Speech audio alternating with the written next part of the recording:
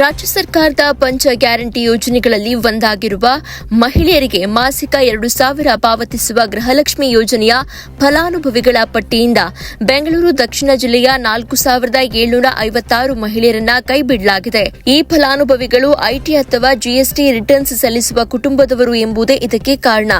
ಯೋಜನೆಯಿಂದ ಹೊರಗುಳಿದಿರುವ ತಾಲೂಕುಗಳಲ್ಲಿ ರಾಮನಗರ ಮೊದಲಿದ್ರೆ ಮಾಗಡಿ ಕಡೆಯ ಸ್ಥಾನದಲ್ಲಿದೆ. ರಾಮನಗರದಲ್ಲಿ 1,736 ಮಹಿಳೆಯರು, ಎರಡನೇ ಸ್ಥಾನದಲ್ಲಿರುವ ಕನಕಪುರದಲ್ಲಿ 1,236, ಮೂರನೇ ಸ್ಥಾನದಲ್ಲಿರುವ ಚನ್ನಪಟ್ಟಣದಲ್ಲಿ 1,189 ಹಾಗೂ ಕಡ್ಡೆಯ ಸ್ಥಾನದಲ್ಲಿರುವ ಮಾಗಡಿಯಲ್ಲಿ 595 ಮಹಿಳೆಯರು ಗೃಹಲಕ್ಷ್ಮಿ ಹಣದಿಂದ ವಂಚಿತರಾಗಿದ್ದಾರೆ.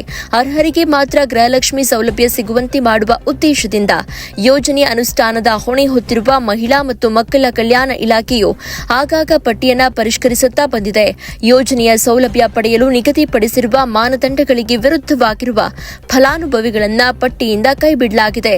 ಪತಿ ಆದಾಯ ಪರಿಗಣನೆ.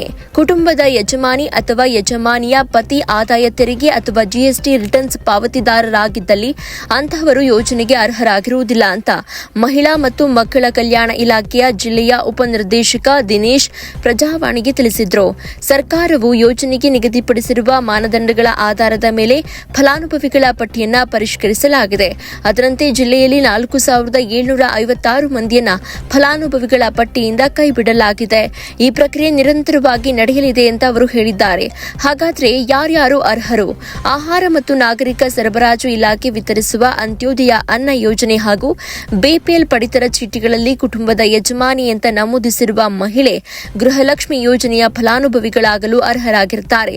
ಒಂದು ಕುಟುಂಬದಲ್ಲಿ ಒಂದಕ್ಕಿಂತ ಹೆಚ್ಚು ಮಹಿಳೆಯರಿದ್ರೆ ಒಬ್ಬರನ್ನ ಮಾತ್ರ ಯೋಜನೆಗೆ ಪರಿಗಣಿಸಲಾಗುತ್ತೆ. ಮಹಿಳೆಗೆ ಆರ್ಥಿಕ ಬಲ ತುಂಬಿ ಸ್ವಾವಲಂಬಿಗಳನ್ನಾಗಿ ಮಾಡುವ ಆಶಯದೊಂದಿಗೆ ರಾಜ್ಯ ಸರ್ಕಾರವು ಮಹಿಳೆಯ ಬ್ಯಾಂಕ್ ಖಾತೆಗೆ 2,000 ಮೊತ್ತವನ್ನ ನೇರ ನಗದು ವರ್ಗಾವಣೆ ಮಾಡುವ ಗೃಹಲಕ್ಷ್ಮಿ ಯೋಜನೆಯನ್ನ 2023 ಜುಲೈನಲ್ಲಿ ಜಾರಿಗೆ ತಂದಿದೆ. 2,94,399 ಜಿಲ್ಲೆಯಲ್ಲಿ ಗೃಹಲಕ್ಷ್ಮಿ ಯೋಜನೆಯ ಗುರಿ 2,80,673 ಯೋಜನೆಯ ಗುರಿ ಸಾಧನೆಯಾಗಿದೆ. 95.34% ಸಾಧನೆಯನ್ನ ಮಾಡಲಾಗಿದೆ. ಎಲ್ಲಿ ಎಷ್ಟು ಮಂದಿ ಹೊರಕ್ಕೆ ಹೋಗಿದ್ದಾರೆ ಅಂತ ನೋಡೋದಾದ್ರೆ ಚನ್ನಪಟ್ಟಣ ತಾಲೂಕಿನಲ್ಲಿ 1,189 ಫಲಾನುಭವಿಗಳು, ಕನಕಪುರ ತಾಲೂಕಿನಲ್ಲಿ 1,236 ಫಲಾನುಭವಿಗಳು, ಮಾಗಡಿ ತಾಲೂಕಿನಲ್ಲಿ 595 ಫಲಾನುಭವಿಗಳು, ರಾಮನಗರ ತಾಲೂಕಿನಲ್ಲಿ 1,736 ಫಲಾನುಭವಿಗಳು, ಒಟ್ಟು 4,756 ಫಲಾನುಭವಿಗಳು. ದಿನೇಶ್ ಜೆಆರ್, ಉಪನಿರ್ದೇಶಕ, ಮಹಿಳಾ ಮತ್ತು ಮಕ್ಕಳ ಅಭಿವೃದ್ಧಿ ಇಲಾಖೆ, ಬೆಂಗಳೂರು ದಕ್ಷಿಣ ಜಿಲ್ಲೆ. ಗೃಹಲಕ್ಷ್ಮಿ ಯೋಜನೆಯ ಫಲಾನುಭವಿ ಪತಿಯ ಆದಾಯ ಆಧರಿಸಿ ಫಲಾನುಭವಿಗಳ ಆರ್ಥಿಕ ಸ್ಥಿತಿಗತಿ ನಿರ್ಧರಿಸಲಾಗಿದೆ.